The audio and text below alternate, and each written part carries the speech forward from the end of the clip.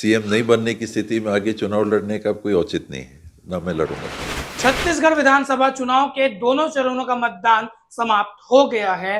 अब इंतजार है 3 दिसंबर का, जिस दिन चुनाव के परिणाम आएंगे और स्थिति साफ हो पाएगी कि किसकी बन रही है सरकार और कौन से पार्टी का बन रहा है मुख्यमंत्री।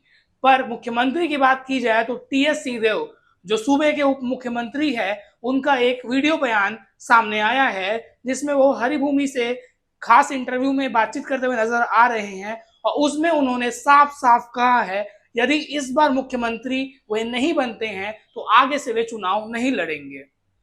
आपको बता दें कुछ महीनों पहले ही टीएस सिंहदेव को, जो प्रदेश के स्वास्थ्य मंत्री है, उन्हें कांग्रेस हाईकमान ने प्रदेश का उप मुख्यमंत्री बनाया। शुरू से बात चलती हुई आई है कि 2.5 साल का फॉर्मूला कांग्रेस में हुआ था, पर हालांकि इसकी पुष्टि नहीं हो पाई। अब सवाल यह है, प्रदेश के मुख्यमंत्री भूपेश बघेल है जो पाटन विधानसभा क्षेत्र से आते हैं, कांग्रेस का क्या फैसला होगा। इस बयान के बाद से ही राजनीति में भूचाल आ गया है, प्रदेश में कई अटकलें लगाई जा रही है। तो राजनीतिक विश्लेषक है, तरह तरह की बातें कर रहे हैं। अब आपको क्या लगता है टीएस सिंहदेव के इस बयान को लेकर, क्या उन्हें सीएम कांग्रेस बनाएगी अगर कांग्रेस की पार्टी जीतती है, कि भूपेश बघेल को ही कंटिन्यू किया जाएगा? अपनी राय कमेंट सेक्शन में जरूर बताएं। और टीएस सिंहदेव ने यह भी कहा है कि बहुमत से छत्तीसगढ़ में कांग्रेस की सरकार बन रही है। उन्होंने वीडियो में क्या कुछ कहा, आगे आप देखिए। मेरी सोच में या विचार में बहुत फर्क नहीं पड़ता है।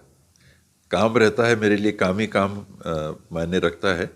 काम का प्रकार बदल जाता है, कभी चुनाव प्रचार हो जाता है, कभी लोगों को मदद करने की बात हो जाती है, कभी विभाग में काम करने की बात हो जाती है, कभी खेलने की बात हो जाती है।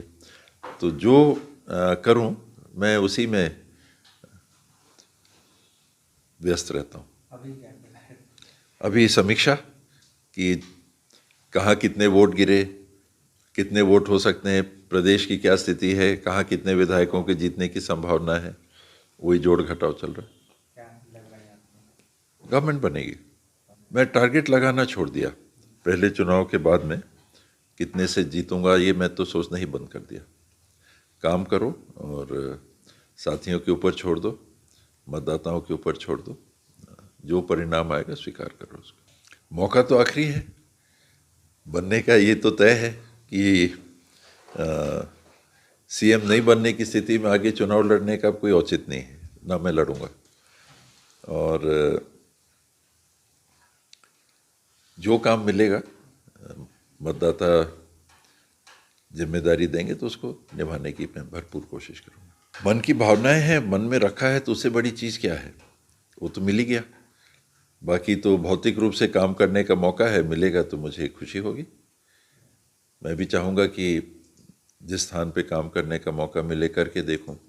विधायक था तो विधायक के रूप में काम किया जितना कर सकता था, नेता प्रतिपक्ष के रूप में काम करने का मौका मिला तो वहाँ जो मैं कर सकता था मैंने अपना योगदान दिया।